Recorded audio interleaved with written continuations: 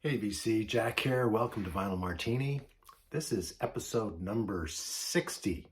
When I first started this about a year and a half ago, I didn't even know if I was going to make it to 6 videos. So it's funny, you just keep on plugging away and then you hit 60. It's not really a big milestone. I was going to do something for my 50th show, but I pre-taped some stuff while I was on my European vacation.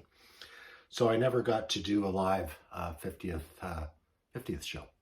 However, my buddy Steve at All the World's a Stage would say that my ratio of videos to subscribers is very good, I think. And he's a numbers guy, I'm not, so I'll take his word for it. But thanks to all my new subscribers, and especially thanks to all my old subscribers, my old faithful subscribers who watch all my videos and more importantly, comment on my videos. So love comments like everybody in the VC. You like this video, give it a like, and give me a comment. Even if you hate what I show, I'd appreciate hearing about it. So this is part 5 of the records that I bought while I was in Europe. I bought 100 records, and this is the last of them. So let's get on with it, because there's quite a few to go. First up, Blind by a singer called Carol Hall. This is her 1972 record called Beads and Feathers. I bought this, first of all, because it's on Elektra. And Elektra has got a great roster of people. They take a lot of chances on all sorts of different artists. And not only that, I looked at the personnel that was backing Carol on this record. And it is the who's who of Nashville musicians. David Briggs on keyboards, Kenny Buttry on percussion, Norbert Putnam on bass, Wayne Perkins on guitar, and Eddie Hinton on guitar and harp. So those guys can play with anybody. They're the cream of the crop, like I said. Carol Hall is from Abilene, Texas. I thought she was going to have a nice, kind of sweet and maybe syrupy voice. Not at all. She's got a very distinctive voice. She's from Abilene, Texas, so she's kind of got a Texas little twang. Not a country singer by any means. This is her second record. It's a killer. Every song on here is great. Not all of them have the whole band behind her. She recorded it in Nashville and LA. I think the LA sessions, there was just her and piano doing just her and vocals and piano. Great songs. This is her. She only recorded 2 records, both of them on Elektra. This is her 1970 record. She recorded one in 1970, and I'll certainly be on the lookout for that first record. Really good record. Next up, a guy called Tom Brasso. Don't know anything about him, or didn't know anything about him. This was I should say, all these records that I'm showing today were €5. They're all in great shape. Look like they've been played once. This one hasn't been played at all. It is still sealed. Tom Brasso is kind of an Americana folk singer from North Dakota. He's been recording since like 2005, I think. I gave this a listen. I streamed it the other day. It's pretty good. Electric guitar, double bass, drums, and organ. Very interesting sounding record. I'm going to be cracking this open this week and giving it a listen. So Tom Brasso. Next up, I've got a friend, a fellow crate digger, my only crate digger in town, Reg, who is a big Poco fan. So while I was there, I picked up this 1974 Poco album, Cantamos, and this 1981 album called Blue and Gray, thinking that he might not have these, he might be interested in them. Well, it turns out that he has both of them. And I am not the biggest Poco fan, or was not the biggest Poco fan, because I always kind of thought they were kind of a poor man's Eagles band. And I always sort of associated them with Timothy Schmidt's singing, kind of sweet and syrupy. But I gave them a listen to, and I'm a believer now. So I'm going to start collecting Poco records. Of course, country rock, California country rock. They're country songs with the banjos, etc. They're not really my thing. But when they cut to a song like High and Dry, Another Time Around, the whole band kicks in. Man, these guys know how to do some country rock, and they don't do it Eagles style. And I what I mean by that is the Eagles are really, really calculating. They'll go into this, they went in the studio and they would take 2 years to record a record. I don't think Poco ever did that. I think Poco released sometimes 2 records a year. I know that they've got at least 30 records in their catalog, so really happy to discover Poco. Great band. Next up, Cockney Rebel. I bought a Steve Harley record and a solo record while I was there. I bought a Steve Harley and Cockney Rebel record there. This is, I think, the first Cockney Rebel record. It might be their second. They're a glam band. I guess you'd call them a glam band. I don't really know what that means. I guess they've got makeup on, so does that make you a glam band? I guess so. But I recognize one of the songs on here. The first song on side 2 is called Mirror Freak. That used to get some airplay. Really great song. And they're a different band in that they're not really guitar based. They keyboards, electric violin, mandolin. There is guitar, but a very, very different, distinctive sound. Steve Harley is a singer. He's not a musician per se. He doesn't play in that he doesn't play an instrument, but really cool record. Cockney Rebel, 1973, and on EMI. Next up is a band that I bought 4 of the records while I was there. They kept on popping up in many, many record stores. This is a British band called City Boy. This is their first record, and this is the only one I've played. I didn't know anything about them. This is recorded in 1976. They're a British rock band that was kind of definitely not prog, not hard rock, somewhere in between, but really good musicians, really good songs. And they ended up being produced by Mutt Lange. I think this is the first full album that Mutt Lange produced in England after coming up from South Africa. Really cool record. I'm looking forward to listening to the rest of them. City Boy, just called self-titled City Boy. Next, Jerry Rafferty. Anybody who watches my channel knows that I am a huge Jerry Rafferty fan. This is his 1988 album called North and South. Again, another superb effort. What a songwriter, what a great stylist, a fantastic voice. Every song on this record is just great. I picked up a bunch of Jerry Rafferty stuff from his solo stuff to the Humble Bums to his other band. Names escape me right now, but well worth it. If you like singer-songwriters, quality singer-songwriters, Jerry Rafferty is right up your alley. Next, I see Ian Matthews records all over the place. Usually they are beat up. Ian Matthews used to be a member of Fairport Convention for 1 or 2 records. He went solo. I think he moved to California, started recording there. He had a hit in, I think, 1969 or 1970 with Joni Mitchell's Woodstock. His band was called, it was Ian Matthews and Southern Comfort back then. They did a couple records and then he just went solo. Again, I bought this because it's on Elektra. It's a 1973 release and it is like, it's mint. And it had the bonus of being produced by Michael Nesmith from the Monkees. Country rock, more emphasis on country, soft country rock. Very pleasant listen. Again, I'm happy to have picked this up for €5. Real steal. Next. These were great. I didn't have these records. I'm a big Randy Newman fan. And I happened to pick up 2 of his best records. Sorry for the glare. This is Sail Away. This is a Sorry, I should have looked this up before I started this. Let's see if I can see the date on here. I don't see the date, but I'm going to say it is 1973 or 1972. Fantastic record. Look at the condition it's in. I don't know. This might be a repress, Dutch pressing on reprise. Fantastic record. Like I said, maybe one of his best. I consider this actually his best record. 1974. Good Old Boys. Fantastic record on reprise. Absolutely mint condition. I see these here in North America, always beat up to shit. So this is fantastic record. So happy to get these two Randy Newman records.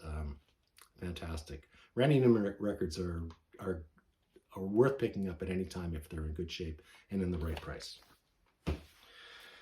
I already had this record and didn't realize it, but I guess I have two now. But this is the Dutch pressing of the band, from the band, self-titled album from the Shirts. The Shirts were from Brooklyn, new wave band from Brooklyn. This is a 1978 release. I picked this up about 6 months ago. I thought it might be a different record. I didn't realize it was their first record. So now I have two of them. So I'll be gifting one of these along. I'll probably keep this Dutch copy and gift the North American copy away.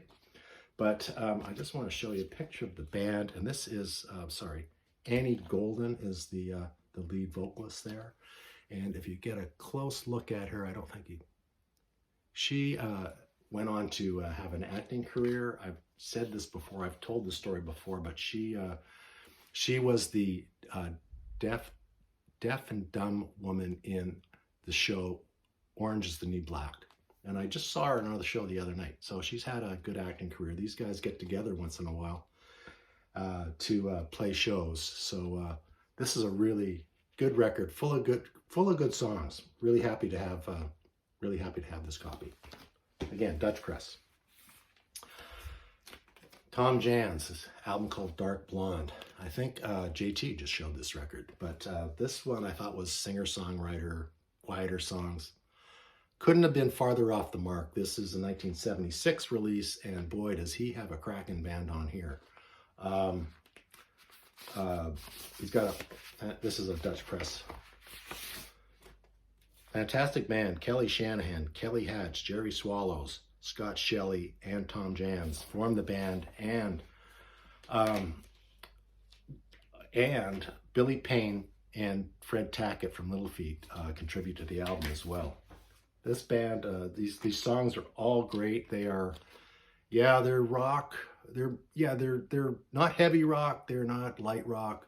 Middle of the road. Really great performance. Every song is a gem in here. Going to be looking out for Tom Jan's records from now on. Great find. And a band called The Tapes. Dutch band. This is the only Dutch band I bought when I was there. They didn't seem to have any sections of just Dutch bands. They didn't have a Dutch band section anywhere I went. But this is on Passport Records. This is a 1981 release. Really, really fine record. They are so influenced by the Talking Heads. You could tell they're really influenced by the Talking Heads. But there's also some King Crimson in there, some prog elements in there. Really well done, written songs, well played songs. They're a four-piece. I don't know anything else about them. Again, I said it's on Passport Records, which is a great label. Passport Records, they never disappoint either. We lost a great musician this past year, and that's David Lindley. And I've had David Lindley's first record called, I think it's called El Rayo X. But I did not have this one, and this one is called Win This Record, his second record. I think he only released 2 records, but David Lindley is a guitarist extraordinaire, longtime guitar player for Jackson Browne. He's a session player. He's played on hundreds and hundreds of sessions. Great picture of David on the back there. Looks like such a nice guy. His influences are all over the map. Like from Mexican music to rockabilly. Really diversified record. Very happy to have this. I've seen it before in North America, beat to crap. And this is a nice German copy. Again, €5. I'm also a big Joe Jackson fan. This is a record that's been shown on the VC lately. I think JT showed it. Maybe Steve from All the World's a Stage showed it as well. But this is Joe Jackson's soundtrack to a movie called Mike's Murder. It is the soundtrack that was never released with the movie. This is a Deborah Winger movie. I've never seen the movie. I'm not a Deborah Winger fan. She's she got a lot of accolades for her Academy Award winner, Terms of Endearment, I think. But Joe Jackson recorded the music. The director of the music was James Bridges, I think, and he rejected it. And he hired somebody else to do the soundtrack for the movie. But Joe Jackson put this record out anyways. The big hit on here was a song called Cosmopolitan. That's a song that I recognize. Side A are songs that are with vocals. Side 2 are just instrumentals. Fantastic music. I don't know why it was rejected from the film. What a mistake. Maybe they could have sold some more tickets if they had the soundtrack attached to the movie. So anyways, Joe Jackson, Mike's Murder, 1983. We're coming up to the end, folks. I've said that I'm trying to beef up my 80s collection. This is the Beat. North America, they were called the English Beat. Of course, in Europe, they were just called the Beat. This is their third release. They are a ska, kind of ska two-tone band. I've had their first album since it's been released. It was one of my favorites in the late 70s. This one is another fine effort. Sorry, I recognize. I think she's going. End of the Party, I think, was a single. But sadly, they broke up after this, I think. Really happy to find this. This is a German pressing. Beautiful copy. The Beat. And last but not least, this did not cost me €5. This cost me €18. I was in that same record. The record shop was called Record Friends, by the way. If you're ever in Amsterdam, fantastic record store to go to. I was going through the bins. I just happened to go through the Groundhog section, and I've done a video on the Groundhog. So if you are interested in the Groundhogs at all, you can go and look back at my videos. It was number 50 something. Did it about 2 months ago or 3 months ago. But anyways, this is one of the last records they recorded as a band. That's called the Groundhogs. Black Diamond, 1976 release. They released 2 records in 1976. This one and an album called Crosscut Saw. Crosscut Saw, I think, was a Record Store Day release. So it is available. It's out there. I don't have Crosscut Saw, but I will be looking for a copy. This is a different configuration of the band than their early days. Their earlier days, they stopped touring or working together in 1974. I haven't actually played this one yet. I'm looking forward to getting a special moment to play this. I'm a big T.S. McPhee fan. Tony McPhee, the guitar player and writer. They're a blues-based band. They used to be a 3-piece. This is when he beefed them up to a 4-piece. So Black Diamond, Groundhogs. And that's all I have for you. Those are all the records that I bought in France, in Spain, and in Holland. So hope you enjoyed that. This is part 5. Man, that went on for years. It seemed like. The other day, 2 days ago, I got a call from a friend of mine, and she said, my next door neighbor is selling their record collection. They are moving up island, and they are going to downsize. So would you like to go through their collection, see if there's anything you want? So I said, sure. I made arrangements to go over there, and they had about, I guess, 250 records. 250 records. I went through the collection, kind of blew my mind. There was some old classics in there, a lot of African music. So I ended up buying 100 records. So life is funny. You never know what's going to happen around the corner. So I've got lots of fodder for future shows. Again, thank you for I'm coming up to 20 minutes. Thank you for sticking with me if you've watched this right to the end. Again, leave a comment, give me a dislike. If you hate what I showed, let me know.